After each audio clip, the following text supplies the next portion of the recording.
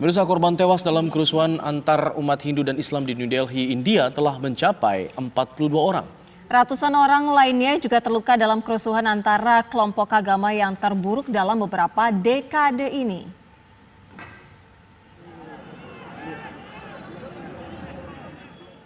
Kerusuhan berdarah yang terjadi di kota New Delhi, India tidak hanya menelan korban jiwa dan korban luka. Masjid, rumah, dan toko yang dimiliki orang Islam pun dibakar dan dijarah. Kerusuhan di India terjadi setelah aksi protes selama berminggu-minggu terkait undang-undang kewarganegaraan yang diperkenalkan Perdana Menteri Narendra Modi pada Desember lalu. Undang-undang tersebut membuka jalan bagi 6 kelompok agama minoritas kecuali Islam dari negara tetangga India yang mayoritas Islam untuk mendapatkan kewarganegaraan India.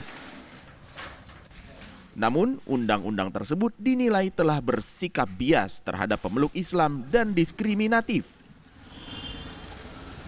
Hingga kini, beberapa rumah sakit masih merawat para pasien korban kerusuhan. Salah satunya Rumah Sakit Al-Hind yang berada di kawasan Mustafabad. Rumah sakit ini juga menjadi tempat mengungsi warga yang rumahnya terbakar atau dihancurkan. Pasien yang dirawat termasuk diantaranya korban serangan asam dan pemukulan dengan tongkat. Pihak rumah sakit pun mengaku kewalahan karena telah kehabisan stok obat dan persediaan oksigen serta alat medis lainnya.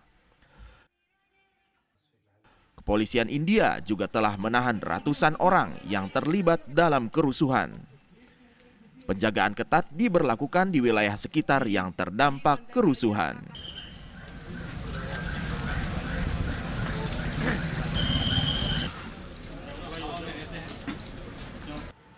Sementara itu, Wakil Presiden Indonesia Ma'ruf Amin menyatakan keprihatinannya atas konflik yang terjadi di India.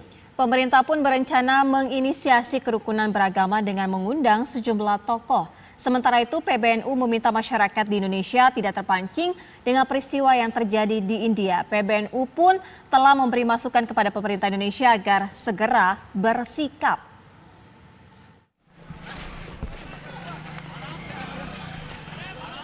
Konflik antar agama yang terjadi di India mendapat reaksi keras dari berbagai kalangan di Indonesia. Kerusuhan berdarah yang terjadi di kota New Delhi mengakibatkan sejumlah korban tewas, serta masjid, rumah, dan toko yang dibakar.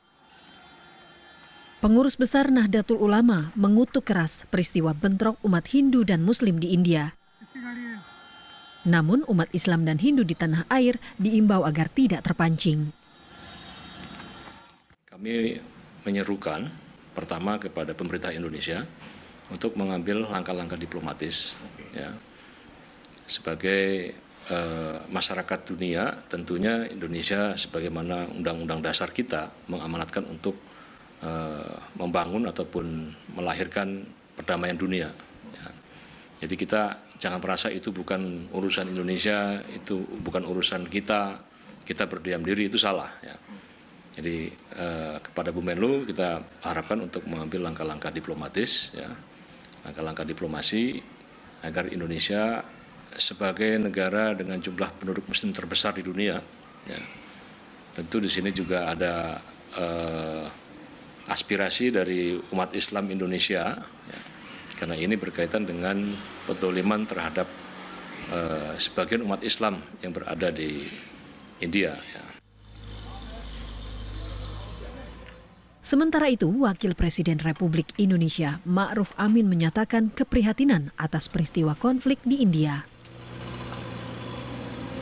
Ini potensi-potensi konflik ini kita coba membangun teologi kerukunan secara global dan membangun narasi-narasi keagamaan yang mencerminkan kerukunan dari seluruh. Dan karena itu apa yang terjadi di India itu sangat memprihatinkan kita semua. Sebelumnya, kerusuhan yang berlangsung di New Delhi, India terjadi setelah aksi protes selama berminggu-minggu terkait Undang-Undang Kewarganegaraan yang diperkenalkan Perdana Menteri Narendra Modi pada Desember lalu. Tim TV One mengabarkan.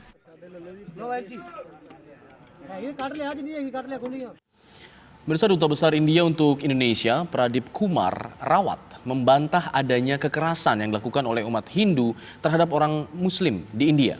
Dirinya juga mengklaim bahwa situasi keamanan di India saat ini masih berada di bawah kendali.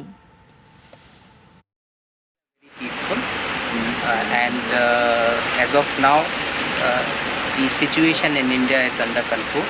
And what I would advise you that there are press releases issued by my Home Ministry for you to go and refer to those press releases. And certainly would advise our friends not to believe in fake news or also be misguided by the vested interests who are trying to disrupt the plural fabric of our countries. As you know that both India and Indonesia, we believe in Bhinneka Tunggal Ika because that is our common foundation. And many people, many vested interests and many vested groups would like to destroy that fabric, because once that fabric is gone, there is no India, there is no Indonesia. So my friends, I would advise you to be very careful and not believe in any kind of these fake things. So thank you very much.